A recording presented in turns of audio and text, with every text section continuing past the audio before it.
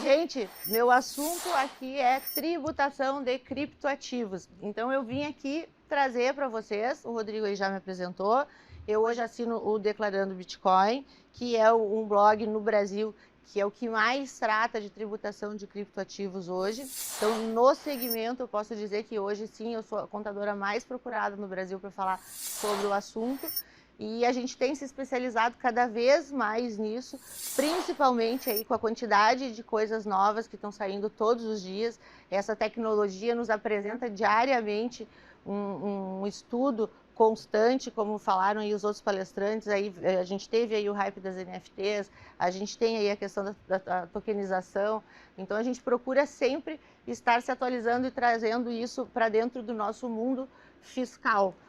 E é com muita alegria, né, que eu trago isso para vocês, porque desde o início a gente acreditou muito nessa coisa de trazer uma tradução literal daquilo que a Receita Federal estava querendo da gente, e acho que a gente conseguiu trazer de fato muita coisa, como conseguiu também desmistificar um pouco aquela coisa muito séria, muito dramática, né, muito dolorosa que é o imposto.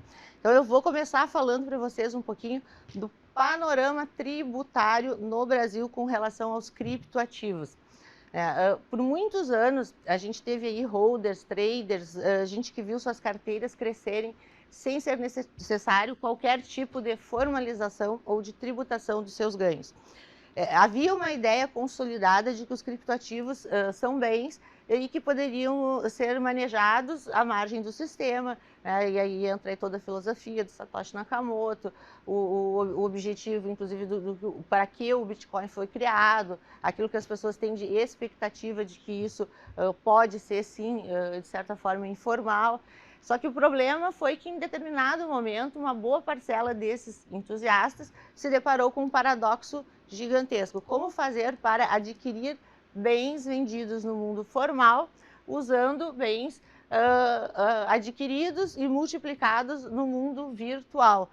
São verdadeiras fortunas que foram geradas nesse inteirinho da existência dos criptoativos, que fizeram com que a necessidade de formalização acontecesse, independente da simpatia ou não pelo pagamento de imposto, e independente também da preocupação pela fuga do anonimato em si.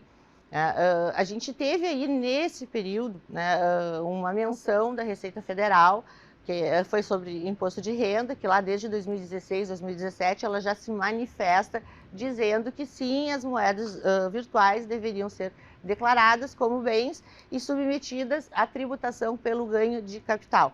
Mas ainda assim pairaram muitas dúvidas sobre o assunto, e aí que entrou a loira do imposto, né, desmistificando esse assunto. A gente entrou aí trazendo respostas, trazendo analogias, trazendo a parte fiscal mais esmiuçada para o contribuinte, inclusive para as empresas. Após isso, a gente teve ainda o advento, em 2019, da IN 1888. Né? A IN 1888 é a Declaração de Criptoativos, que foi criada pela Receita Federal e passou a vigir a partir de agosto de 2019, no intuito justamente de saber o que a gente opera, o que a gente faz, né, com criptoativos. Então, através da IN 1888, a Receita Federal quer saber quem comprou o quê, quem comprou de quem tem o quê, com qual objetivo. Então, assim, daquele momento para frente, as pessoas começaram a ter o entendimento de, opa, algo aí aconteceu e a partir de agora eu vou ter que formalizar aquilo que eu tenho, né? E paralelo a isso, as pessoas foram então entendendo, foram começando a procurar ajuda, auxílio, esclarecimento, foram vendo que efetivamente precisavam declarar, pagar impostos. A gente entrou aí num período bem grande de autorregularização, digamos assim, né? Por outro lado, agora a gente teve, em 2021, então, pela primeira vez, aí a Receita Federal, como aí, uma primeira regulamentação, eu acho que isso é um marco muito importante para os criptoativos. A Receita Federal foi, então, o primeiro órgão a se manifestar tacitamente com relação aos criptoativos. De sim, o Bitcoin, sim, a altcoin, sim, os tokens, tudo isso tem que ser tributado, tudo isso tem que ser declarado. Ela veio saiu em fevereiro de 2021, na primeira versão do programa da Receita Federal, e inclusive na primeira versão do Perguntão também, a Receita já saiu falando, já saiu caindo em cima, dizendo que o Bitcoin tinha código, o altcoin tinha código, tokens tinha código, ou seja, ela deu nome, número e turma para aquilo que muita gente ainda tentava dizer, não, isso não é para mim, não, ativo digital não é bem eu. Né? Então a Receita deixou muito claro ali nesse Perguntão de 2021 o que é o quê. E isso foi uma quebra de paradigma muito grande também, né? Foi a primeira vez que um órgão regulador, de fato, trouxe uma legislação pertinente. Até a gente tem lá no Perguntão 2021, eu fui uma que fiquei bastante emocionada quando isso saiu no Perguntão, e não fiquei emocionada porque eu gosto de impostos, não é isso. Mas eu gosto das coisas claras, então obrigações a gente já tinha, só que em que pese a gente tivesse as obrigações, não estava escrito de forma clara para o contribuinte essas mesmas obrigações, né? E tem gente que precisa ver isso por escrito, que não basta a gente explicar, não basta ter analogia, a gente precisa ver isso por escrito, a gente precisa ouvir do regulador aquilo que ele quer da gente. E aí a gente viu isso, em 2021 a gente viu isso, né? E as pessoas já com relação ao ano de 2020 tiveram que, de fato, se atentar a esses procedimentos. A Receita Federal veio, e eu vou explanar aqui para vocês, através do Perguntão, de forma muito clara, dizendo o seguinte, a pergunta número 445, lá do Perguntão 2021, é se sim, se os ativos digitais deveriam ou não ser declarados, como os criptoativos, tais como as moedas virtuais, devem ser declarados. E a Receita mesmo responde, se o valor de aquisição for igual ou superior a R$5.000, deve sim ser declarado. E o que deve ser declarado? A quantidade, o nome da empresa onde está custodiado, com CNPJ, ou em caso de custódia própria, o modelo da carteira digital utilizada, né? Ledger Nano, Ledger X, Trezor. Isso mostra também um outro aspecto, que é o regulador, a Receita Federal, né, que é o nosso regulador aqui de impostos, ela está estudando sobre o assunto, ela demonstra ali um conhecimento já mais avançado, inclusive, do que o que ela mostrou lá quando trouxe a IN 1888. Ela demonstra ali que sim, ela quer saber mais, que sim, ela já sabe aquilo que ela está procurando, quando ela se refere, inclusive, ali às carteiras digitais, eu acho muito interessante. Ela traz ali o código 82, se referindo às altcoins, ela dá inclusive exemplos ali das altcoins, né? Ela exemplifica, nomeia, inclusive ela conceitua tipos de criptoativos diferentes, né, do Bitcoin, e traz exemplos ali que são Ether, XRP, BCH, Tether, Litecoin, Brazilian Digital Token. Então ela traz muita coisa ali, equipada, inclusive traz ali as stablecoins junto também, né?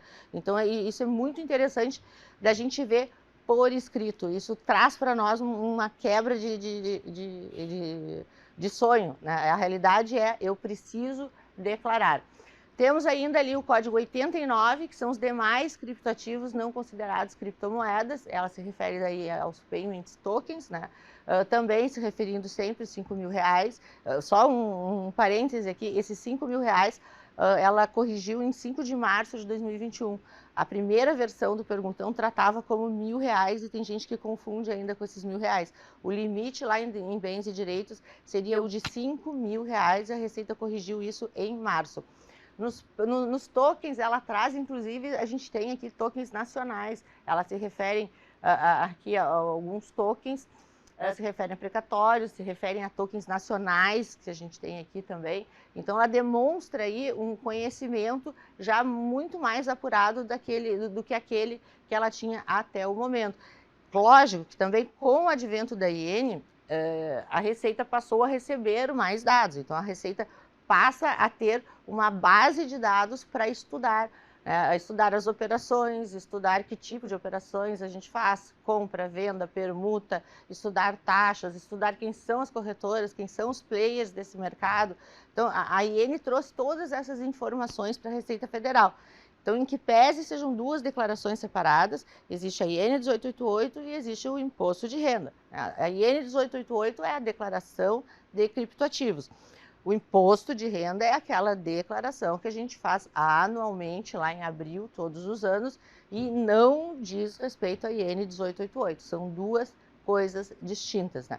As pessoas costumam muito ter dúvidas do tipo, eu opero abaixo de 30 mil reais, eu não preciso declarar imposto de renda. Não, isso não tem nada a ver uma coisa com a outra. Os 30 mil reais é um limite que existe para a IN 1888, quando operamos fora de exchange nacional, e isso eu vou falar para vocês ainda lá no fim. Então, seguindo aqui ainda as perguntas, a Receita Federal vem de forma clara dizendo muito outras coisas que as pessoas ainda também tinham dúvidas. Então, ela traz com relação, lá na pergunta 606, com relação aos ganhos obtidos com alienação de criptoativos e moedas virtuais, são tributados?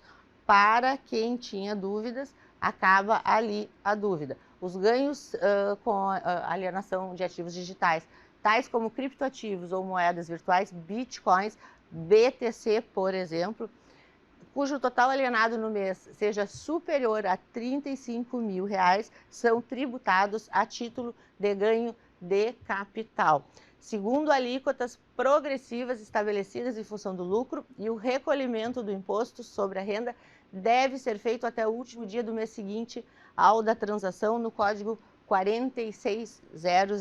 Gente, isso aí põe por água abaixo aquilo assim, não sei se eu tenho que pagar imposto sobre o Bitcoin não foi feito para isso. Bom, ele até pode não ter sido feito para isso, mas o fato é que no nosso país a regra existe, a legislação existe, a regulação está aí, e a gente tem que fazer essa tributação. Ainda vem dizendo sobre os limites de isenção, a isenção relativa às alienações de até 35 mil reais mensais deve observar o conjunto de criptoativos ou moedas virtuais alienados no Brasil ou no exterior, independente do seu nome, Bitcoin, Ethereum, Litecoin, Tether. Caso o total alienado no mês ultrapasse esse valor, o ganho de capital relativo a todas as alienações estará sujeito à tributação. Gente, o que isso diz aqui? A gente tinha uma linha de pessoas no mercado que até justamente por falta de, eu não acho que seja má fé, mas por falta de entendimento até da lei, que achava que sim, o limite existe, 35 mil reais, mas ok. Então, existe um limite de 35 reais para o Bitcoin, existe um limite de 35 reais para o Ether, existe 35 mil reais para Cardano, e isso foi por água abaixo aqui quando a Receita especifica por escrito que não, que todas elas são bens de pequeno valor. Então, é o conjunto de bens de pequeno valor, independente da moeda que se refere. Então, isso para mim também foi uma coisa muito importante da Receita pôr por escrito, porque deixa de confundir o contribuinte. Quando a gente tem no mercado diversos profissionais, onde cada um diz uma coisa, um diz que o 35 é com relação a todos, outro diz que o 35 é com relação a cada tipo de criptoativo. Cada um diz uma coisa, isso gera uma confusão muito maior para o contribuinte. Então, é válido sim que a Receita Federal traga isso por escrito. Para mim, eu considero um avanço muito grande. Eu acho que esses fatores acabam desmistificando, de fato, muitas coisas que eram ditas antigamente no mercado. Ela segue ainda. Quais operações sujeitas à apuração de ganho de capital? Estão sujeitas à apuração de ganho de capital, e isso é muito importante, as operações que importem alienação a qualquer título de bens ou direitos, ou cessão ou promessa de cessão de direitos à sua aquisição, tais como realizadas por compra, venda, permuta, adjudicação, dação em pagamento, procuração em causa própria, promessa de compra e venda, cessão de direitos ou promessa de cessão de direitos e contratos afins. Depois ela segue falando de herdeiros, transferências e etc. Mas o mais importante aqui, gente, ela está dizendo o quê? Quais são essas operações? Alienação, que todo mundo me pergunta, o que é alienação? Alienação não é só venda, gente. O pessoal quer saber assim, isso é a pergunta que eu mais recebo, mas eu não vendi para a BRL, eu não transformei em moeda fiduciária, isso incide tributação, e eu canso de responder sempre, sim, né? Por quê? Porque a alienação a gente tem aí a figura da venda, sim, mas a gente tem a figura também aí da permuta, o nosso famoso par de troca, né, gente? Então, assim, permuta é uma coisa que todos nós aí na comunidade fazemos uma vez ou outra, ou quem vive de trade faz sempre, né? Mas é uma figura que existe muito significativamente no mercado. Então, a gente tem que estar atento, sim, à figura da permuta. Tá? Existe também uma corrente que acha que não, que permuta não pode ser tributável, que de fato, se tu não houve o saque para moeda fiduciária, esse valor não tem que ir à tributação, etc. Gente, isso são discussões jurídicas, as quais a gente não tem nenhum resultado positivo com relação a isso. O entendimento da Receita Federal é de que, sim, as permutas são tributáveis. Então, não tem choro quando a gente fala com relação ao contribuinte comum, que vai lá declarar o seu imposto de renda na Receita Federal e ele não quer passar por um processo, muito provavelmente ele não vai ter um resultado positivo, ele sim vai oferecer isso à tributação. Depois a gente tem ainda outras perguntas que também foram muito importantes, mas que aí são coisas que já estavam mais pacíficas, que é a questão das alíquotas aplicáveis para efeito do ganho de capital. A partir de 1º de janeiro de 2017, as operações de alienação de bens e direitos de qualquer natureza, passíveis de apuração de ganho de capital, e aí a gente inclui-se as CRIPs, porque elas são passíveis de apuração do ganho de capital, sujeitam-se às seguintes alíquotas: 15% sobre a parcela dos ganhos que não ultrapassar 5 milhões, 17,5% sobre a parcela dos ganhos que exceder a 5 milhões e não ultrapassar 10 milhões, 20% sobre a parcela dos ganhos que exceder a 10 milhões e não ultrapassar 30 milhões e 22,5% sobre a parcela dos ganhos que ultrapassar 30 milhões. Aí ela vem ainda com, né, e isso vale para tudo, né, não só para criptomoedas, né? Na hipótese de alienação em partes do mesmo bem ou direito, a partir da segunda operação, desde que realizada até o final do ano calendário seguinte ao da primeira operação, o ganho de capital deve ser somado aos ganhos auferidos nas operações anteriores para fins de definição da alíquota aplicável, deduzindo-se o montante do imposto pago nas operações anteriores. Esse sempre é um ponto importante da gente tratar, porque traz as alíquotas que às vezes as pessoas não sabem qual é a tabela que procuram. Tem gente, inclusive, que confunde com a tabela do Carnê-Leão, tem gente que confunde com a tabela do imposto de renda. Então, assim, é importante a gente ter em mente que é a tabela do ganho de capital.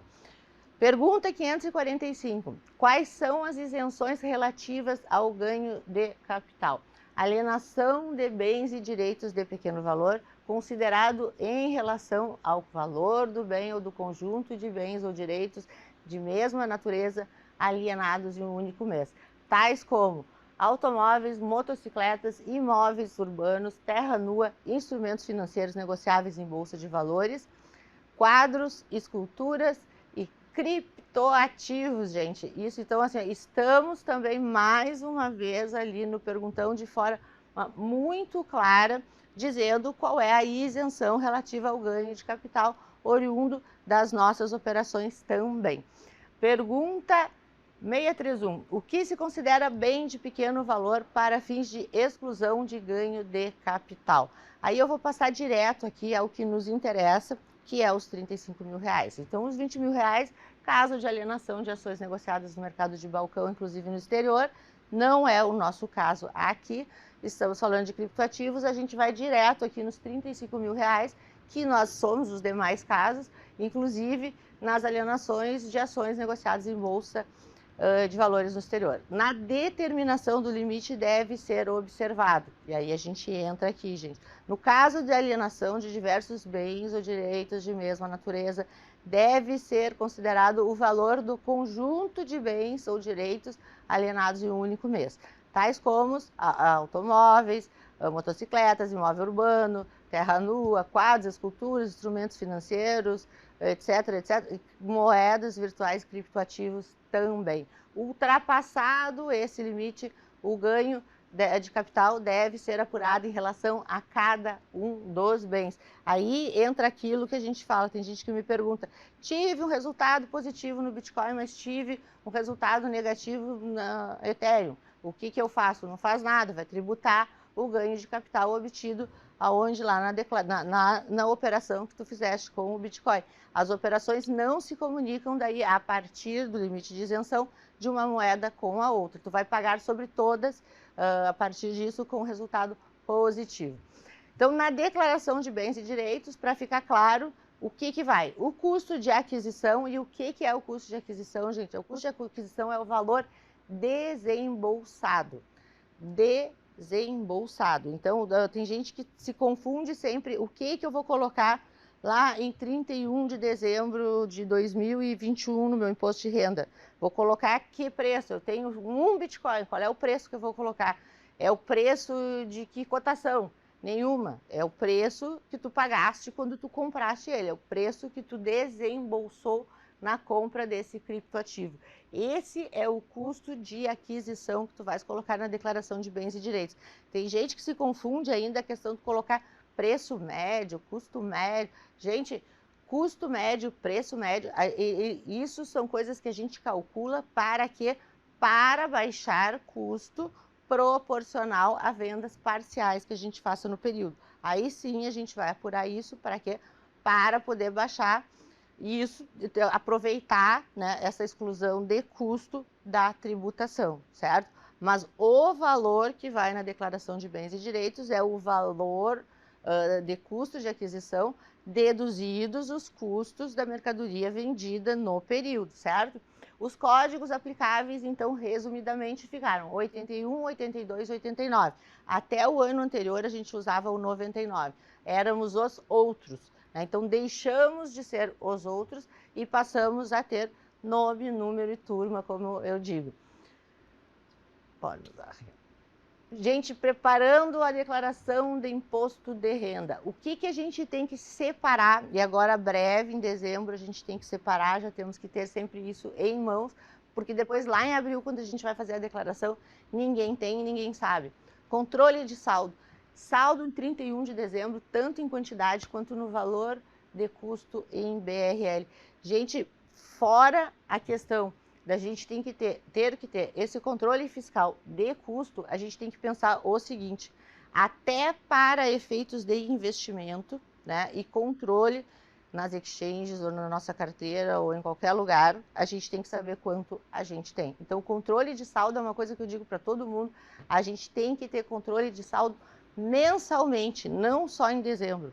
Eu acho mais ainda, eu jamais faço uma compra ou venda sem saber qual é o saldo que eu tenho. Então, controle de saldo, controle de estoque é uma coisa que a gente tem que ter sempre. Mas não tem, ok, pelo menos em dezembro, tenha. Emitir extratos anuais. Documentar a tua relação com exchanges. Então, tira extrato de todas as exchanges que tu apuraste, guarda todos os prints de documentação que tu tenha de movimentação de banco para exchange, da exchange para banco. Não guardei print nenhum, mas ainda assim eu tenho os extratos das exchanges, ok, já está valendo, já dá para usar, já dá para compor, já dá para montar. Manter arquivos de trades. Gente, organizar documento de depósito retirado, salva tudo em formato CSV, PDF, faz print de operação, guarda tudo o que tu puderes. Não é nenhum nem dois que chega lá no abril, acha que só tem que fazer lá no abril e não tem nada disso. Então, para a gente recompor qualquer que seja as operações que a gente tenha feito no período, a gente tem que ter sim o histórico das corretoras. Lembrando aí que a gente teve, e aí em períodos passados, em anos anteriores, mais fortemente lá em 2019, fechamento de empresas, as quais a gente não tinha extrato, não tinha documentação, e que hoje, até hoje, tem gente aí tentando se achar naquilo que fez ou não fez dentro das empresas. Então, mensalmente, guarda teus extratos. Ter o extrato da tua conta numa corretora é um direito teu. Eu tenho, inclusive, um artigo lá no meu blog onde fala dos direitos do consumidor de ter acesso à sua movimentação e mais ainda, a gente ter acesso de forma legível. A gente tem que poder ler para poder transcrever isso para os nossos cálculos. Vamos falar então agora da Instrução Normativa 1888. Ficou claro aqui que imposto de renda, declaração de imposto de renda é uma coisa. Lá ficou muito claro, através da Receita Federal, aquilo que a gente tem que fazer.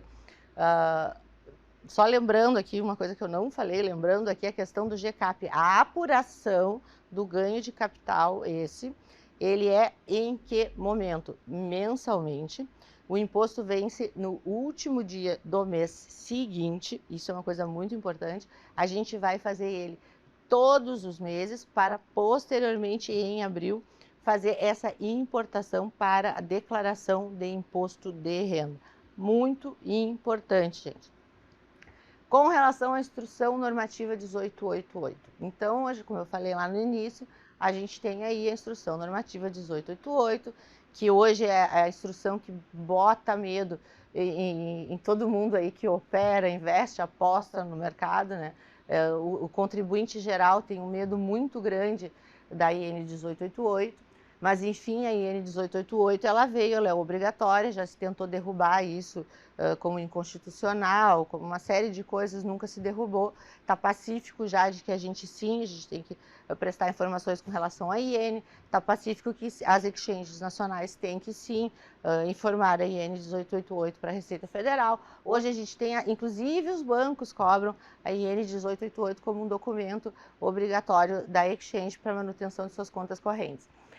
Então, a Instrução Normativa 1888, e vejam que ela veio antes desse perguntão de 2021 da Receita Federal. Ela já veio com o intuito de, sim, entender melhor o nosso mercado. E entendendo melhor o nosso mercado, ela já vem trazendo definições, inclusive, para nós, né? Por exemplo, o que é criptoativo para fins de Receita Federal. Vou ler o que a Receita Federal diz sobre o que é um criptoativo. A representação digital de valor denominada em sua própria unidade de conta, cujo preço pode ser expresso em moeda soberana local ou estrangeira, transacionado eletronicamente com a utilização de criptografia e de tecnologias de registros distribuídos, que pode ser utilizado como forma de investimento, instrumento de transferência de valores ou acesso a serviços, e que não constitui moeda de curso legal. Gente, aqui a gente tem que fazer um parêntese, né?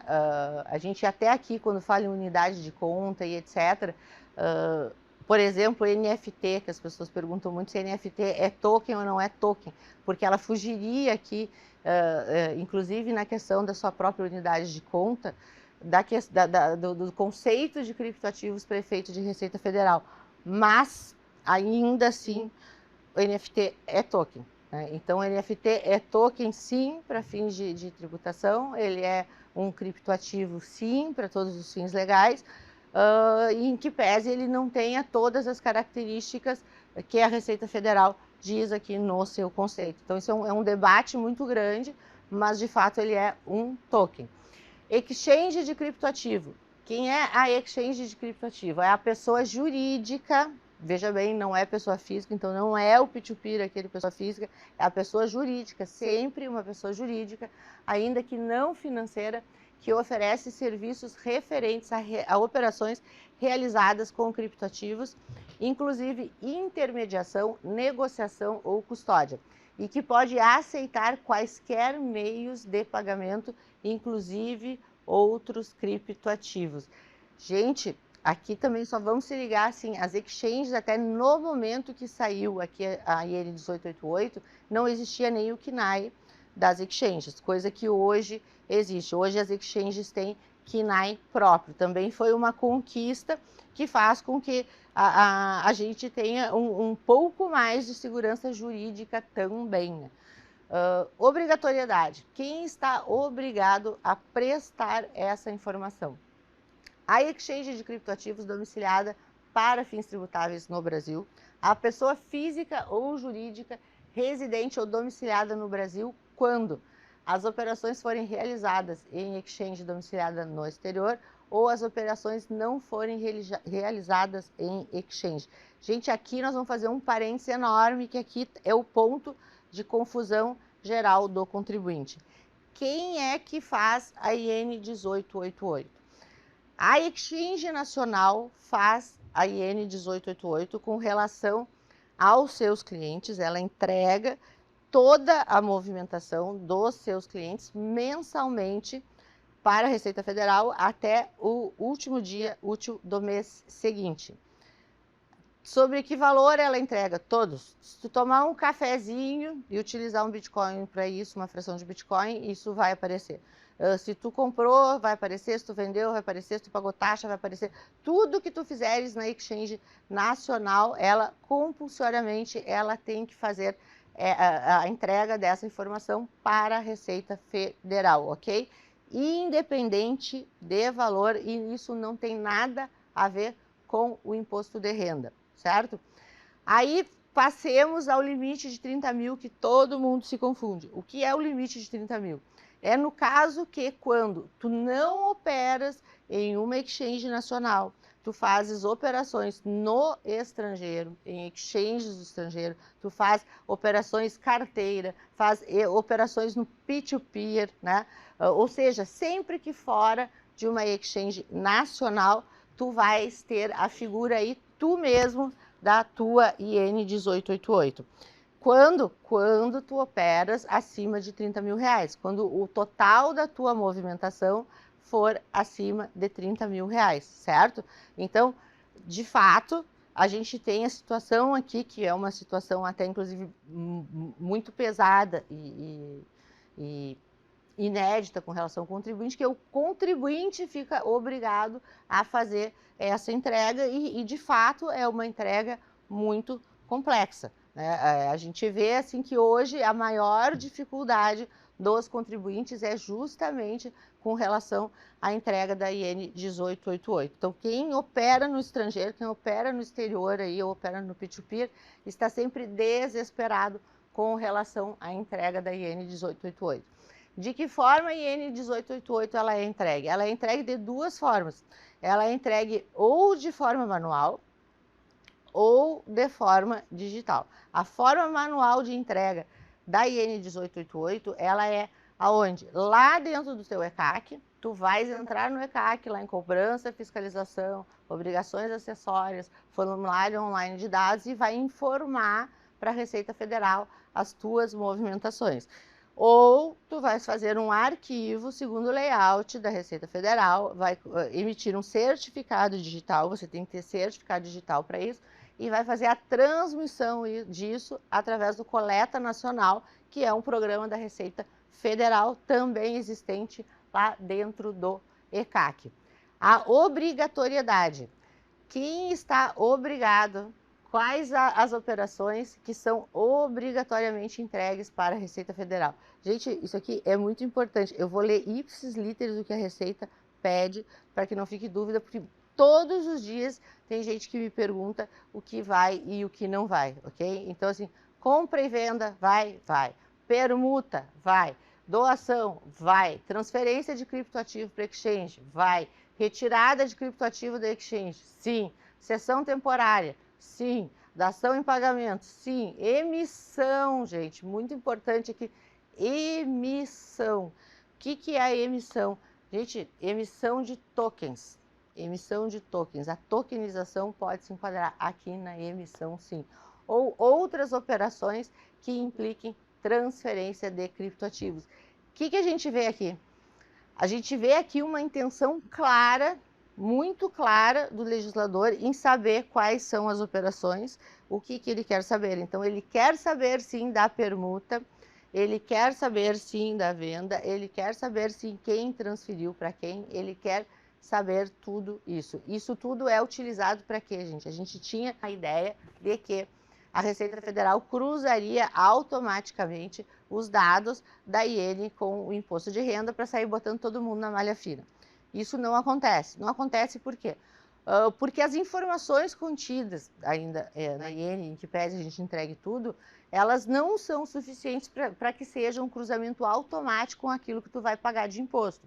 Então, a gente tem hoje, na IN, uma forma de entrega para a Receita Federal que diz de forma qualitativa quais são as pessoas que deveriam entregar. Então, não é uma entrega, um cruzamento automático ainda, né, gente? Provavelmente vai vir a ser, mas sim ele dá um norte para a Receita Federal de quem são as pessoas que deveriam estar pagando algo ou declarando algo e não estão. Então, a IN 1888, ela de fato, sim, ela terminou com esse grande anonimato que a gente tinha aí no mercado de criptoativos.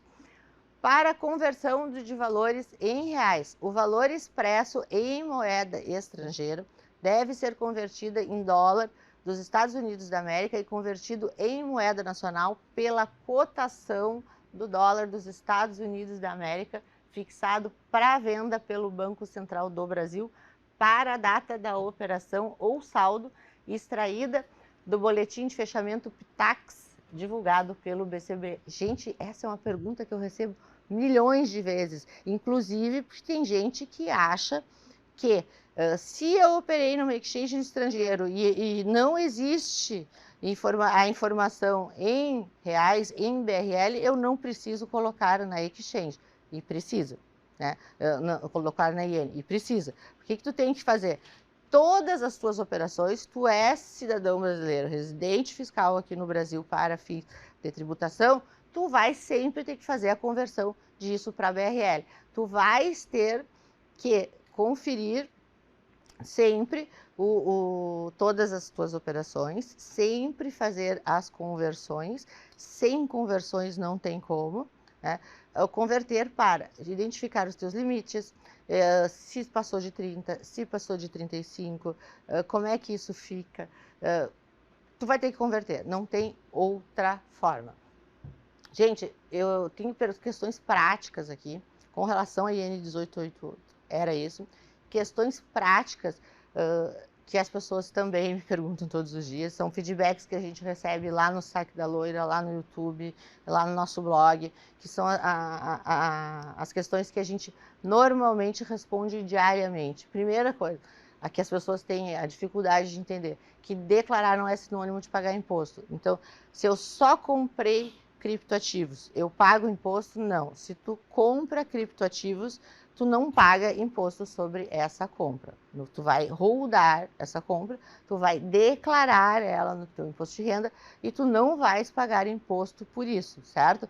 Quando é que tu paga imposto? Tu paga imposto na venda de criptoativos, se lucro, certo? Prejuízos não são tributáveis e ainda se fora da faixa de isenção. Então, se a tua venda for abaixo de 35, tu não vais pagar nada, e se as tuas vendas forem superiores a 35, aí sim tu vais pagar sobre o lucro. Compra não tem incidência de imposto. Imposto só é devido quando há lucro. Essa é a premissa para a tributação do ganho de capital. É preciso apurar as operações mês a mês? Sim, gente. Em que pese a declaração seja anual, a gente tem que fazer a apuração mensal, porque o imposto é mensal, o GCAP é mensal. A gente depois, posteriormente, vai ter que importar tudo lá para a declaração de imposto de renda. Então, se faz necessário essa apuração todos os meses para a verificação se é lucro, se é imposto, né, se é pagamento. Não tem como fugir de ter que fazer esse controle de estoque mensal. Isso é uma coisa assim que também todo mundo fica na dúvida. Se o saque é fato gerador de imposto. Por exemplo, eu só saquei no banco ao final da operação. Só que até o final da operação tu fez 1 milhão de trades, né? O saque para banco, gente, não é fato gerador de imposto. O fato gerador de imposto é a alienação. O sacar para banco, ele é um evento secundário à alienação. Exemplo, tu está lá numa corretora X e fizeste um par de troca lá sei lá, do Bitcoin para o USDC, ok? Aí existiu um fato gerador que foi a baixa desse Bitcoin para a compra da USDC. posteriormente tu vai baixar a USDC para a BRL para poder fazer o saque para banco. Qual é o evento aí que inicia a alienação? É justamente na venda do Bitcoin. Provavelmente lá quando tu fizer a conversão da stablecoin para real, tu vai ter uma variação mínima, se houver. Então, de fato, gente, saque para banco, não há tributação, não é fato gerador, e nem aquela ideia do vou sacar 35 mil reais e com isso eu vou estar isento. Isso não acontece, não é possível. A gente tem que, sim, de fato, observar os limites, mas com relação à alienação.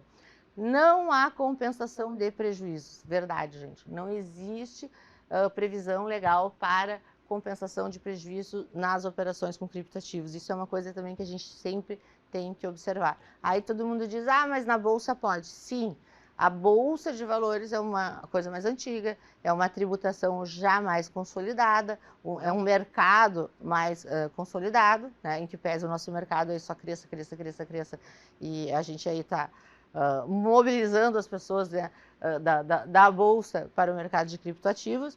A nossa tributação é uma coisa nova. A tecnologia, ela caminha de forma muito mais rápida do que o poder regulador, né? Então, as burocracias pertinentes à questão de regulamentos, né, previstos para a tributação, por óbvio, vão demorar sempre muito mais. Então, acredito eu que isso em algum momento vai ser corrigido, mas hoje não existe a previsão legal, hoje a gente não pode fazer compensação de prejuízos. Incide imposto sobre permutas? Sim, gente, já falamos, incide imposto sobre permuta.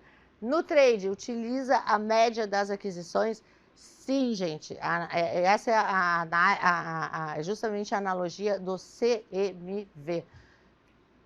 Eu queria deixar aqui algumas questões ainda para vocês. O nosso tempo é curto, é curtinho. A gente tem depois todo o nosso material lá no blog. E eu queria terminar com vocês aqui com uma frase que eu acho muito bacana, que é uma frase do Benjamin Franklin, que diz muito o que é mesmo, né? Que neste mundo nada é mais certo do que a morte e os impostos. Gente, isso é verdade. A gente não tem como fugir nem da morte, nem do imposto. Então, se você conseguiu entender alguma coisa de tudo isso, vem comigo e bora olhar essa tributação, ok?